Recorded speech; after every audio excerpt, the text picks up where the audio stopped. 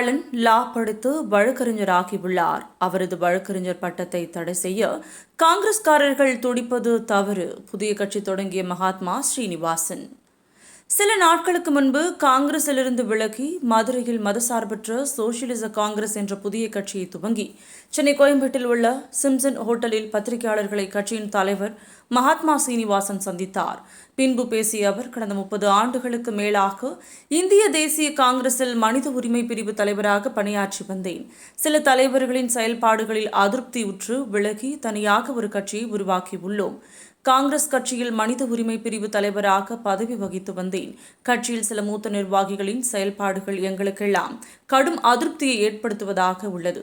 பணம் போட்டு பணம் எடுக்கிற முதலீடுகளாகத்தான் செயல்படுகிறார்கள்.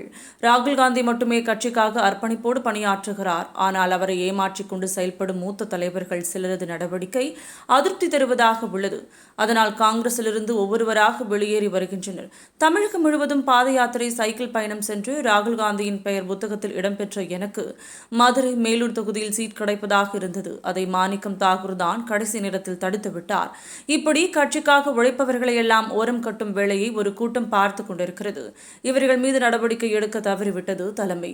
இதனால் தான் அசினா சையத், அமெரிக்க நாராயணன், CR சுந்தரராஜன் என முக்கிய நிர்வாகிகள் என்று எல்லோரும் வெளியேறுகிறார்கள்.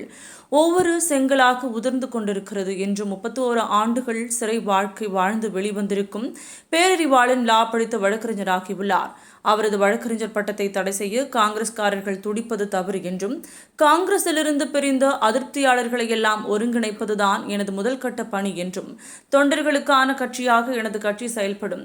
காமராஜர், கக்கன் ஆகியோரின் கொள்கை வழியில் புதிய கட்சியின் பணிகள் தொடரும் என்று கூறினார். நீங்கள் எல்லாம் ஓட்டு போட்டு முடிச்சுட்டு வெளியே போயிட்டாங்க.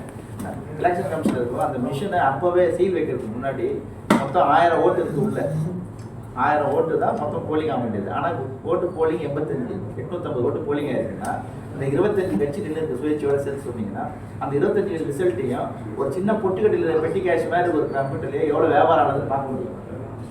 அன்றைக்கி என்ன பிஸ்னஸ் ஆகுது, எத்தனை இட்லி விற்றுருக்கு, எத்தனை பூரி விற்றுருக்குன்னு பார்க்க முடியும். இந்த சிஸ்டம் அதுதான். அதே மாதிரி அப்போவே பார்த்தது அந்த பூத்தில் வரைக்கும் ஒரே ஒரு பூத்துக்கு வரைக்கும் ரிசல்ட் அவங்க அறிவிச்சுட்டு போகலாம். அப்படி ஒரு பூத்துலாம் அறிவிக்கும் போது எந்த பிரச்சனையும் வராது. அப்போ ஒரு கட்சி, ஒரு திமுகவில் இருக்காது, ஒரு அதிமுகவில் இருக்காது, நான் காங்கிரஸில் இருக்கேன்னா என் கட்சியோட ஓட்டு எவ்வளோன்னு சொன்னாங்கன்னா ஓட் பண்ணிப்பேன். அப்போ 850, 150, 200, 100, 50, 70 சொன்னால் அந்த நேரத்துலேயே அந்த ரிசல்ட் வந்துடும். கட்சியோட ரிசல்ட்டை அனைத்து பூத்தையும் ஒன்றா சேர்த்து எண்ணிங்கன்னா வந்துடும். அப்போ மாற்றம் எதுவும் வரப்போறது இல்லை.